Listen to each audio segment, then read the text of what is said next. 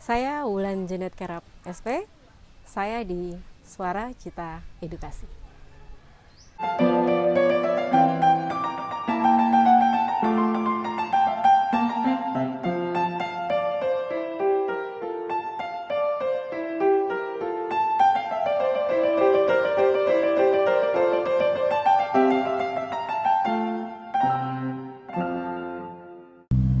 Ibu Wulan Janet M. Kerap, Iya. SP, seorang administrator dan guru di SMP Kristen Immanuel Ranomot. Selamat datang di Suara Cita Edukasi. Terima kasih sudah mengizinkan saya untuk ada di program Suara Cita Edukasi. Sudah berapa tahun Anda bergelut di dunia pendidikan sebagai guru? Saya mengajar dari 2009 sampai saat ini masih mengajar. Jadi kalau mau hitung ya sudah cukup lama sih, 2009 sampai sekarang 2024. Oke, untuk jadi seorang admin? Awalnya saya daftar sebagai guru, ya kemudian ya ternyata admin di sana tidak ada gitu. Jadi merangkap. Jadi 2009 itu ya otomatis merangkap dari guru sama admin, bahkan belakangan lebih lagi. Oke, untuk jadi seorang guru itu senang atau beban? Ada senangnya, tapi kalau jujur tetap ada bebannya. Tetap Oke. ada bebannya. Iya. Untuk saat ini di sekolah Anda ada berapa guru dan ada berapa murid? Untuk guru itu ada 3 yang tenaga yayasan, kemudian ada guru tidak tetap, jadi beliau mengambil jam karena sertifikasi gitu. Kemudian ada yang guru PNS 1, tapi itu pun sudah dekat masa pensiun, jadi kemungkinan akan lebih sedikit lagi. Oke. Untuk muridnya ada, boleh tahu berapa? 28 orang. 28 orang. Kalau kelas 3-nya sendiri 12 orang, yang sisanya itu ada 6 di kelas 2, di kelas 8, kemudian ada 7 di kelas 7. Oke. Dari data yang ada pada saya, Anda tamat kuliah di Fakultas Pertanian Universitas Samratulangi pada tahun 2005. Selanjutnya pada tahun 2010 mengambil akta 4 di Universitas Kristen Indonesia Tomohon. Lalu tahun 2011 Anda mengambil pendidikan profesi guru di Universitas Negeri Manado. Dari tahun 2005 ke 2010 itu ada jeda 5 tahun kan? Nah, apa yang membuat Anda memilih menjadi seorang guru? Sebenarnya sih waktu itu tidak memilih ya, bahkan tidak ada pilihan karena ada satu dan lain hal. Tapi sempat bekerja di satu perusahaan real estate, tapi itu hanya jalan 1 tahun, kita berhenti karena ada satu dan lain hal lagi juga situ. Tapi kebetulan sekolah yang di mana saya sekarang mengajar itu adalah yayasan milik keluarga. Oke, itu adalah yayasan milik keluarga, dan kebetulan sudah sekian lamanya di sekolah ini gitu, tidak ada guru mata pelajaran bahasa Inggrisnya. Ya waktu itu ya sudah sama Oma waktu itu yang kepala yayasan, sudah kamu mengajar saja gitu, kamu mengajar saja. Lagian siapa lagi gitu di antara sepupu-sepupu kamu sama yang anggota keluarga lain, siapa lagi yang punya kualifikasi pendidikan yang pas untuk di situ gitu, yang kualifikasi pendidikannya memenuhi syarat. Saya kan sarjana pertanian, bukan sarjana pendidikan, tapi paling tidak S1 gitu. Ya. Jadi akhirnya saya memilih untuk mengajar, jadi mengabdi di yayasan sendiri gitu. Yayasan keluarga sendiri yang sebenarnya sudah dipanggil-panggil sih, tapi ya belum ke situ lah, karena memang awalnya sih memang menolak untuk mengajar gitu. Oke. Tapi akhirnya bisa ya? Iya. Oke. Ini Bu Wulan, ada yang menarik dari profil WA Anda gitu. Pada bagian keterangan tentang Anda menulis seperti ini: survivor, warrior. Saya memberikan lingkaran merah pada 2 kata survivor, warrior. Boleh diceritakan Anda sebenarnya survivor dari apa? Oke. uh, survivor. 3 tahun sebelumnya saya mengalami sakit kronik gitu. Jadi waktu itu pas mulai pandemik, sakit kronik dimulai dengan sesak nafas gitu. Kemudian sampai bolak-balik dokter sampai berapa spesialis masuk rumah sakit. Terus kebetulan ada teman yang nunjukin ke seorang dokter gitu. Kita ke dokter itu sampai 5 kali. Pada akhirnya dokter tersebut memutuskan sakit kamu itu bukan sakit organik gitu. Sakit kamu itu ada di sini gitu, di pikiran gitu. Kebetulan waktu itu mama suka nonton YouTube gitu, ada psikiater yang suka ngomong soal gejala-gejala gini, gejala ini, gejala itu, dan kebetulan sekali semua gejala yang diangkat di situ pas sekali dengan saya gitu. Jadi waktu itu saya memutuskan untuk pergi ke psikiater. Oke. Ke psikiater, kemudian didiagnosa kalau saya ini memiliki depresi mixed anxiety. Oke. Kemudian itu yang pertama, kemudian beberapa kali tatap muka lagi, ditambah lagi dengan gangguan mental organik. Jadi kondisi gangguan mental organik ini adalah di mana sudah tidak ada keseimbangan antara sistem saraf yang parasimpatis dengan simpatis. Jadi ada yang namanya saraf otonom sudah mengambil alih gitu, ya. Terus ditanya, ini kondisi ini dikarenakan apa gitu. Psikiaternya ngomong, mental kita boleh kuat, kita bisa bertahan, tapi jangan sampai patah. Oke. Kamu sudah patah gitu, sudah terlalu lama bertahan gitu, kamu sudah patah.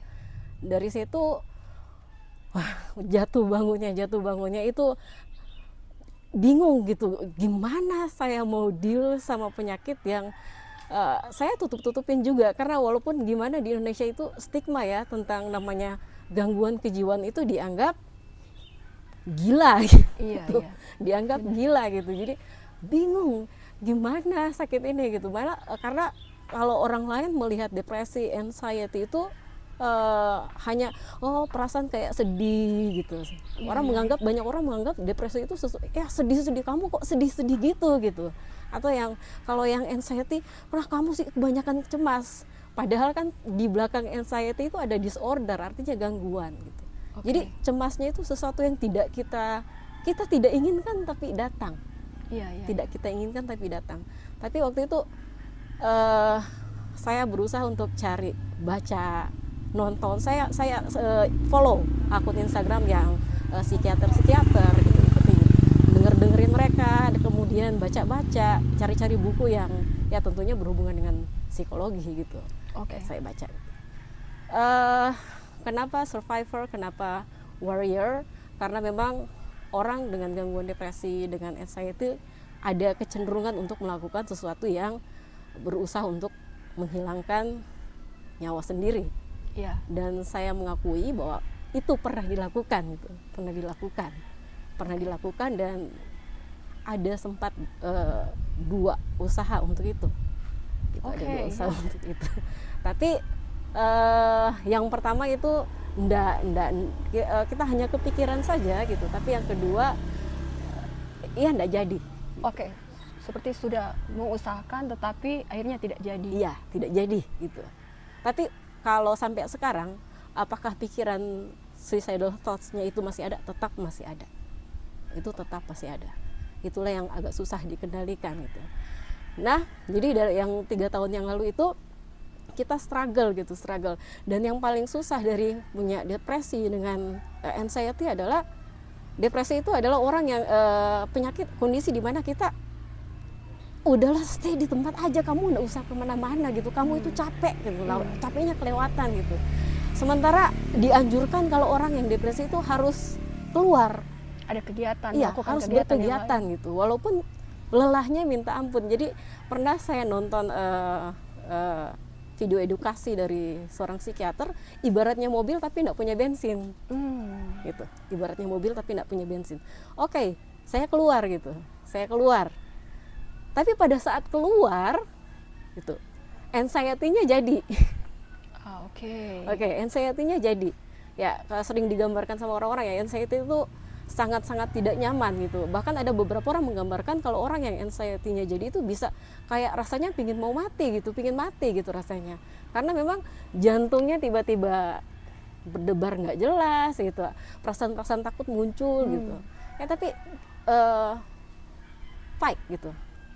Nggak boleh tinggal, tapi untuk depresi kita jangan tinggal, tapi pada saat keluar anxiety-nya jadi salah satunya jalan itu kita lawan, kita nggak bisa diam gitu, nggak bisa ya terserah lah gitu. Tapi banyak yang nggak ngerti gitu. Jadi ya survivor warrior, karena memang survivor pernah sempat melakukan tindakan yang mengarah tadi gitu. Warrior ya setiap harinya itu struggle, setiap harinya saya struggle. Dan Anda pejuang ya. Jadi setiap hari struggle karena penyakit ini bukan hanya sekedar gangguan mood saja dengan yang rasa takut yang berlebihan, tapi sudah kena fisik gitu. Oke. Sudah fisik. mulai. Ya, jadi kalau ditanya fisiknya di mana ya ini setiap harinya kaku sama ini, kemudian yang ini selalu tercekik. Oke. Apakah dicari tahu apa akar penyebab dari anxiety tersebut? Oke. Beban kerja, stres kerja sebagai admin atau bagaimana? Oke. Memang depresi mixed anxiety ini banyak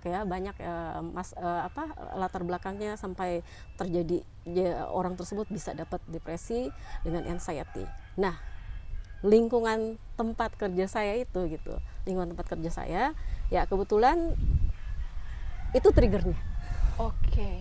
Itu triggernya sampai yang sebenarnya contoh ya gitu, beberapa tahun yang lalu kan sempat kegiatan core kan gitu, terus nyanyi. Kita suka heran gitu, kenapa orang lain kok bisa dengan gampangnya nyanyi gitu tanpa ada rasa yang gimana gitu. Sementara saya sendiri kenapa kalau mau nyanyi solo gitu, bahkan core sendiri pun gitu gemetaran gitu, keringetan gitu. Dan baru sadar bahwa ternyata itu adalah kalau untuk dari seorang psikiater sendiri itu adalah gejala yang namanya psikosomatis. Jadi yang dari pikiran kita ke badan gitu. Ternyata itu adalah psikosomatis, dan ya karena memang ketidaktahuan pada saat itu ya udah gitu saja gitu. Oke. Jadi ya kalau balik lagi ke pertanyaan yang tadi, kondisi di sekolah itu ternyata adalah trigger. Sebelumnya memang sudah ada tapi tidak separah yang ke trigger itu. Gitu. Oke. Boleh saya tahu lebih detail trigger yang dimaksud? Oke. Tadi sudah sempat ditanya ada berapa banyak guru kan gitu, berapa banyak guru. Memang yang 3 tahun yang lalu masih ada guru yang belum pensiun gitu, tapi jumlahnya itu tidak cukup untuk 10 mata pelajaran. Oke. Jadi hanya ada 6 guru. Itu 6 dengan kepala sekolah gitu. Jadi hanya ada 5 guru untuk cover mata pelajaran yang ada. Kemudian ya biasa gitu. Ada saja guru yang suka enggak datang gitu. Bahkan dalam sebulan ya bisa dihitung dengan jari gitu kedatangannya dia gitu. Jadi mau enggak mau ya segala sesuatunya kita harus cover kekosongan yang ada. Bagaimana Anda mengcover, mungkin ada 2 kelas yang pada bersamaan harus diajar seperti itu? Ya itu benar gitu. Jadi ada bahkan bukan 2 kelas lagi, 3 kelas. Bahkan ada 3 kelas. Jadi kalau seperti itu ya mau enggak mau kita gabung. Jadi digabung di satu kelas. Dan caranya adalah ya saya ngomong ke anak-anak gitu. Mem harus ngajar 3 kelas gitu. Jadi pada waktu itu ya mau enggak mau harus disetting 3 kelas ini, walaupun di jadwal mata pelajaran yang berbeda, tapi karena digabung ya mau enggak mau mata pelajaran yang sama gitu. Jadi kalian ngerti ya gitu, Mem harus mengajar kalian nih, waktunya juga terbatas gitu. Jadi cara ngajar ya sudah, yang ini kalian saya kan suka bikin kopian gitu. Kopian kalian baca dulu gitu, saya ngajar yang ini dulu, jadi saya ngajar cepet-cepet. Wow. Gitu, ngajar cepet-cepet gitu. Ini dijelaskan gitu. Mereka sudah baca, dijelaskan. Jadi mereka baca, saya jelaskan, mereka baca, jelaskan. Kemudian gantian lagi. Wow. Ada keinginan untuk misalnya kasih tugas untuk melakukan sesuatu yang kreatif, tetapi dengan kondisi yang seperti itu gitu, agak tidak memungkinkan. Jadi saya stuck. Jadinya stuck dengan kegiatan yang itu. Nah, belum lagi di saat ngajar tiba-tiba misalnya ya ada yang dari dinas datang gitu, ada pengawas mungkin datang, atau tiba-tiba misalnya ada dari WA, wah ada berkas yang harus dilengkapi gitu. Ya mau enggak mau saya keluar kelas. Ya, overloaded ya. Overloaded ya. Mau enggak mau saya keluar kelas gitu. Tapi memang selain yang itu itu memang breaking point. Itu breaking point yang memang membuat saya memang benar-benar down, memang benar-benar sangat menyakitkan sih gitu, sangat menyakitkan waktu itu. Itu momennya ya mau ujian gitu, dan kebetulan memang itu pas lagi sakit-sakitnya karena memang gejala fisiknya itu waktu itu luar biasa. Kalau ini sudah lebih membaik gitu, waktu itu bahkan sampai di bagian kaki pun terasa kaku untuk jalan gitu. Tapi ya momen yang itu memang agak susah dilupakan gitu. Jadi itu pas ujian gitu. Terus ujian akhir sekolah ya yang kelas 9, soalnya semuanya itu pada bingung soal. Bahkan bukan cuma sekolah kita yang bingung gitu, bukan cuma sekolah Emmanuel, semuanya pada bingung gitu, mau cari soal di mana gitu, pada soal di mana gitu. Kemudian ya salah satu guru ya agak sedikit bisa dikatakan memaksa sih gitu, memaksa mendesak gitu. Itu soalnya gimana? Iya Bu, udah diusahakan, ini lagi diusahakan gitu. Jadi 2 minggu sebelumnya, karena saya menyadari kondisi saya, 2 minggu sebelumnya saya berusaha untuk bikin soal, cari soal dimanapun itu, walaupun harus download di internet gitu. Saya cari soal untuk penuhi itu, walau gimana namanya ujian harus jalan gitu. Dan tiba hari ujiannya ya sudah, semua itu sudah ada, soalnya sudah ada, tapi sudah. Jadi bawa soal sama kelengkapan untuk ujiannya itu dibawa. Tapi sudah, kita sempat tidak datang untuk hari pertamanya karena memang drop. Biasa ya, kita dalam keadaan seperti itu mudah sekali drop. Tapi keesokan harinya berusaha untuk datang, ya tiba-tiba ada pengawas yang datang gitu. Pengawas datang, terus dia ngomong-ngomong kayak gimana, tapi kan tanggung jawab itu harus jalan dan segala macam gitu. Orang dengan depresi, dengan anxiety itu pikirannya kan suka kemana-mana, suka menjadi-jadi. Tanggung jawab. Lah kan ini tanggung jawabnya sudah dibikin gitu. Dan yang waktu itu yang sangat disayangkan, yang dibesar-besarkan itu adalah masalah notifikasi yang harap tenang ada ujian. Iya. Ya, karena hal sepele ya, bukan sepele gitu. Kebetulan waktu itu yang hari pertama saya lupa kasih di dalam map untuk itu dibawa ke sekolah gitu. Tapi entahlah gitu, itu dibesar-besarkan gitu. Kemudian begini Bu, saya ada kondisi gitu yang tidak memungkinkan buat saya untuk melakukan lebih cepat gitu. Ya yang ibu itu marah, kemudian entahlah dia masuk ke kelas gitu. Terus ngomong dengan ada ibu yang di kelas itu gitu. Dari situ saya kepikiran, kok ini tanggung jawab, maksudnya tanggung jawab semua kok sudah dibikin gitu. Yang sangat disayangkan sih sebenarnya yang sehari sebelumnya saya kontrol ke psikiater, ada satu obat yang sudah diambil gitu, sudah dikurangin gitu. Yang obatnya itu yang antidepresan gitu, yang mencegah kita untuk depresi. Itu diambil. Habis dari situ down lagi. Ulang lagi. Ya, ditambah jadi lagi. relapse lagi. Jadi depresinya relapse lagi. Habis dari situ relapse. Dan lebih mengecewakan lagi, jadi ada banyak kejadian ya yang kalau bisa saya bilang itu sebenarnya pengkhianatan sih gitu. Pengkhianatan gitu. Ada kejadian-kejadian gitu. Nah, yang ibu yang bilang saya, wah itu soal harus segera dibikin. Dia ke kantor, kita di dalam ruangan gitu. Dia nelpon, mungkin teman gurunya juga atau kepala sekolah, dia ngomong pelan-pelan, "Bu, udah ada soal, silakan diambil dan di copy," gitu. Waktu itu jadi saya ini suruh cepet-cepet ternyata untuk kepentingan yang lain gitu. Jadi saat itu langsung kayak ya dihianatin. Karena memang yang guru-guru lain juga ikut-ikutan nggak senang sama saya. Jadi langsung besoknya langsung drop. Sementara saya kontrolnya itu 1 bulan lagi ke dokter. Dan pada waktu itu apa yang Anda lakukan untuk bisa bertahan? Waktu itu hampir tidak bisa bertahan, Kak. Tidak bisa bertahan. Karena yang kata tanggung jawab itu pada akhirnya di kepala saya itu jadinya tidak bertanggung jawab. Padahal Anda sudah memberikan yang terbaik, dan mereka yang tidak mengerjakan tugas mereka mengambil keuntungan dari hasil kerja Anda, dan akhirnya Anda dikatakan tidak bertanggung jawab. Itu jadi kalau dalam istilah psikologi artinya ruminating.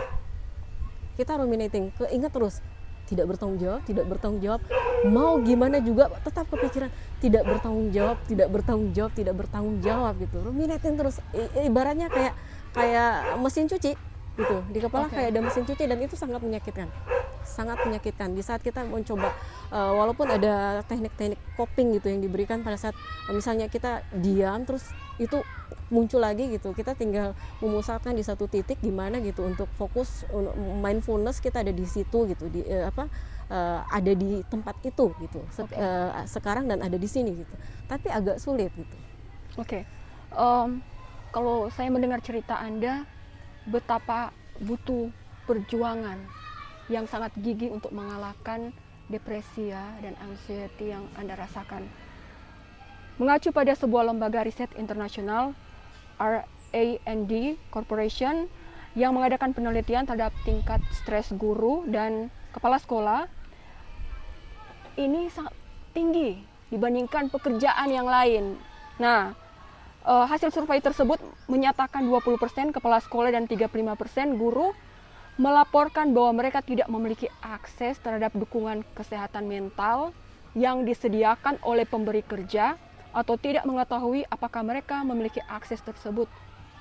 Apa pendapat Anda dengan ini? Itu juga alasan kenapa sampai saat ini saya masih tetap bertahan gitu.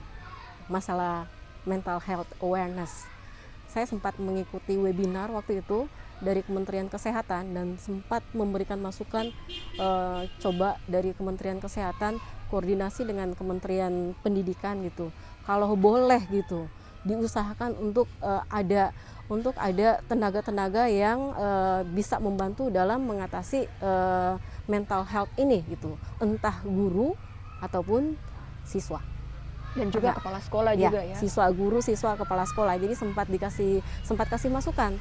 Dan waktu itu sempat keluar surat edaran di-share ke grup WA oleh pengawas itu bahwa nanti ada bimbingan khusus gitu, ada untuk tenaga guru-guru BK atau untuk tenaga-tenaga ahli yang nantinya bisa membantu baik guru-guru, kepala sekolah atau siswa.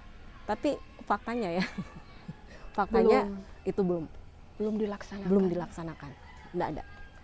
Padahal mental health ini sangat penting untuk guru supaya efektivitasnya dalam mengajar bisa berlangsung dengan baik ya. Itu penting sekali. Itu. Walaupun misalnya kita BPJS ada ya gitu, BPJS tetap ada yang namanya psikiater. Tapi kan gini, pada saat kita ke rumah sakit, kita kontrol ke psikiater, itu di Manado ternyata banyak. Di Manado itu banyak. Jadi guru-guru atau dari profesi yang lain? Ada guru, ada profesi yang lain ya gitu. Jadi ada dari 100% BPJS itu yang di Manado ternyata 70%-nya itu ada masalah. Tapi kebanyakan sih yang mau untuk datang gitu, yang menyadari kondisinya dan mau datang itu ya kebanyakan yang nafsa. Yang nafsa. Sementara yang lain mereka sebenarnya sudah punya kondisi itu. Mereka punya. Tapi malu? Iya, balik lagi ke stigma masyarakat. Ya, balik lagi ke stigma masyarakat. Padahal mereka membutuhkan pertolongan. mereka sebenarnya sudah butuh. Banyak sih yang guru-guru yang hasil pengamatan sendiri, kita memang tidak self diagnose gitu, tidak self diagnose dan tidak boleh self diagnose. Tapi bagi orang yang sudah mengalami dan sudah pernah diagnos, sudah pernah didiagnosa, itu bisa dilihat. Tapi ya begitulah, mereka malu. Bahkan mereka menganggap bahwa wah itu sesuatu yang dibuat-buat.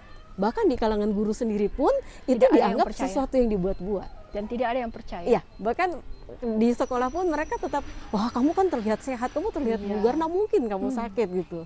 Padahal ya sebenarnya ya kebalikan gitu dari kenyataannya gitu. Dengan kejadian yang Anda alami, apakah ada tips dari Anda untuk seorang guru dapat menjaga mental health-nya di tengah-tengah tekanan kerjaan dan juga mungkin dengan segala masalah yang ditemui di lapangan?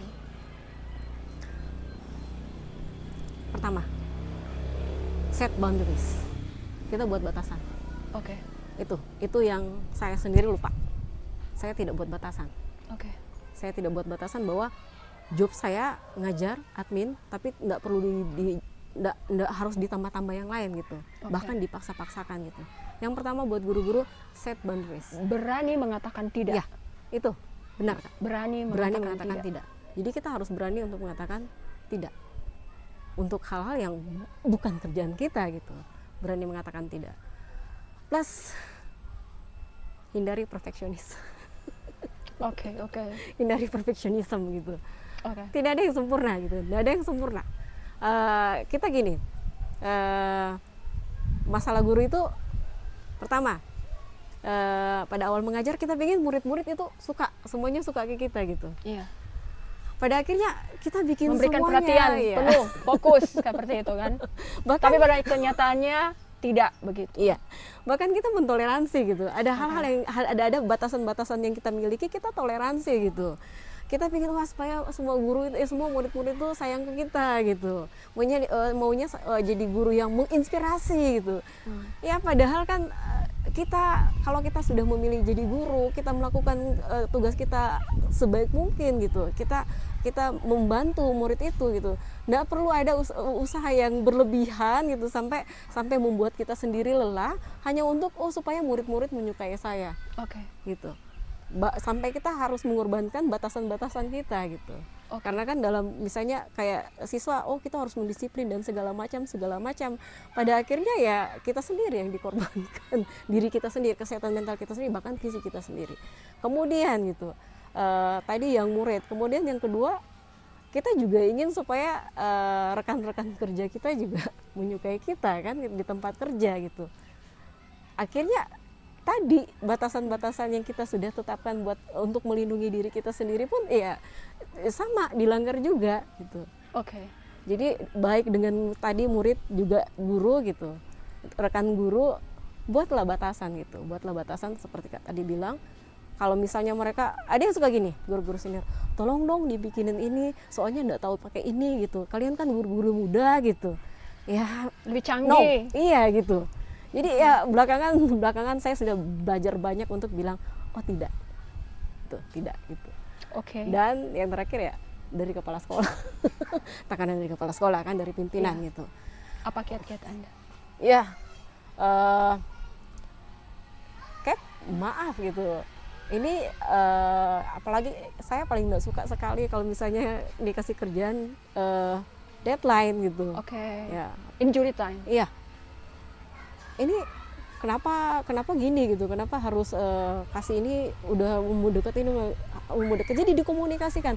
Kalau boleh ya gitu. Kalau misalnya batas pemasukan berkas kayak apa gitu, itu dari jauh sebelumnya itu dikasih, jangan nanti belakangan baru dikasih gitu. Jadi kita mengkomunikasikan sih sebenarnya apa yang tidak kita sukai gitu. Kita dikomunikasikan. Cuman kan kebanyakan kita takut dengan otoritas, kita takut dengan atasan kita kan. Ya. Tapi kalau seandainya dikomunikasikan, no matter apapun nanti opininya dia, guru nih gini.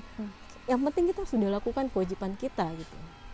Ya, sesuai dengan job description kita yang diberikan pada kita ya. Ada yang menarik. Menurut data saya ini Anda memiliki 26 kucing. Iya. Dan Anda menghafal nama-nama mereka? hafal. Hafal. Sangat menarik. Bahkan bisa membedakan. Ada kan yang beberapa kucing yang warnanya hitam, semua itu Iya, bisa iya. dibedakan. Wow. Bisa dibedakan mana si Thunder, mana si Swingly, mana si Daput, dibilang Daput tidak putih gitu. Kemudian mana si Snowy, mana si Fluffy, mana si Olaf, mana si Wow. Maura, mana pokoknya bisa dibedakan semuanya. Apakah itu Iya, bagian Pak. dari terapi? Ya, bagian dari terapi. Oke, sangat menyenangkan ya. Sangat menyenangkan walaupun ada stresnya juga sih. Pada saat diberi makan kan 26 ekor diberi makan kan nggak kayak manusia ya bisa Iya, teratur iya. ya. Namanya juga kucing. Kalau anjing mungkin kita masih bisa latih, tapi kalau kucing ya mereka bertindak Berebutan. ya seperti itu. gitu. Tapi Sesuka tetap- mereka gitu. Tapi tetap menyenangkan. Ya, tetap menyenangkan. Oke. Pertanyaan selanjutnya, apa pendapat Anda dengan pendidikan di Indonesia saat ini? Memprihatinkan. Memprihatinkan. Karena memang banyak baik video-video yang beredar entah di sosial media bahkan di media massa TV gitu. Banyak sekali kekerasan yang terjadi. Kalau yang dahulu-dahulu itu kekerasan yang terjadi guru ke murid. Sekarang kebalik gitu. Malah murid ke guru. Yang bully guru ya? Iya, kebalikan gitu. Ya, artinya moralnya, karakternya itu tidak dibentuk. Oke. Karakternya tidak dibentuk. Pendidikan di Indonesia itu sangat disayangkan masih saja menekankan di pengetahuan, kemampuan kognitifnya. Oke. Afektifnya tidak, tapi pengetahuan iya. Sementara pendidikan itu justru yang penting itu adalah karakternya dulu yang dibentuk. Oke. Kan kalau kita berpengetahuan tapi tidak berkarakter ya bisa dibayangkan lah seperti apa gitu. Iya. Jadi orang yang sangat berpengetahuan tapi tidak punya karakter, tidak Bisa punya berbahaya. moral value justru sangat Iya, berbahaya. sangat berbahaya. Apalagi di dunia yang teknologinya sudah semakin canggih seperti ini ya. Jadi sangat disayangkan. Kemudian sistem pendataannya juga yang sangat-sangat ya bisa nggak sih diperbaiki kalau ada yang dari kementerian gitu. Itu sistem pendataannya yang otomatis menaikkan kelas. Walaupun siswa tersebut sebenarnya tidak bisa naik kelas, tapi langsung otomatis dinaikkan kelas, diluluskan. Oke. Itu sangat disayangkan. Sangat disayangkan. Oke. Last question. Sebagai seorang educator, legasi apa yang ingin Anda tinggalkan atau berikan kepada masyarakat luas, khususnya sekolah yang Anda pimpin sekarang?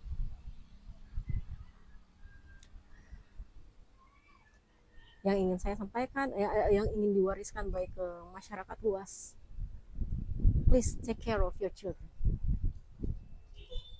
Jaga anak-anak ini. Please orang tua baca buku tentang parenting apa saja gitu. Bantu anak-anak ini. Bantu agar mereka memiliki karakter yang baik gitu, karakter yang baik. Karena setiap individu anak ini dengan karakter yang sudah rusak dari rumah, kedepannya mereka ke sekolah, mereka akan menjadi orang-orang yang melukai teman mereka. Mereka akan jadi pembuli. Pada saat mereka di sekolah pun, misalnya sekolah ini gagal untuk membentuk karakter ini, mereka masuk ke masyarakat, mereka pun akan menjadi individu-individu yang akan menjadi orang yang melukai di masyarakat. Kita ngomong individu, tetapi kalau misalnya individu ini datang dari banyak keluarga, ya itulah yang menyebabkan sekarang ya kekacauan di tengah masyarakat. Legasi itulah yang plus untuk orang tua, please anak-anak ini, anak-anak kalian gitu, jangan menyerahkan sepenuhnya tanggung jawab untuk pembentukan karakter anak-anak kalian itu di sekolah, tetapi bentuklah karakter anak-anak ini di rumah. Jangan mengharapkan sekolah, guru, apalagi guru yang mau membentuk. Guru punya keluarga, guru juga punya tanggung jawab. Ada guru-guru yang sibuk membentuk karakter siswanya, sementara anaknya sendiri terbiarkan. Sementara tanggung jawabnya ada, kalaupun guru yang belum merit gitu, akhirnya kebutuhan dirinya juga sendiri akhirnya tidak terpenuhi. Ataupun mungkin guru yang belum merit tapi punya orang tua, ya akhirnya juga terabaikan. Karena apa? Mereka fokus dengan bukan hanya satu anak gitu. Di dalam kelas bukan hanya satu anak, ada banyak anak gitu. Please jangan hanya mengandalkan sekolah untuk membentuk karakter anak-anak ini. Kemudian guru, pada saat kalian berhadapan dengan anak-anak yang pembuli. Anak-anak yang kalian anggap itu, misalnya kamu pendiam, kok kamu pemalu, gitu kan, banyak ya. Saya juga mengalami seperti itu di SD, saya dicap sebagai pemalu gitu. Padahal pemalu itu ada akarnya. Kenapa sampai anak-anak ini jadi pemalu dan tidak percaya diri? Ibu Wulan Janet M. Kerap, SP, terima kasih sudah Sama. berada di Suara Cita Edukasi. Saya doakan Ibu sukses selalu dan diberkati selalu. Terima kasih.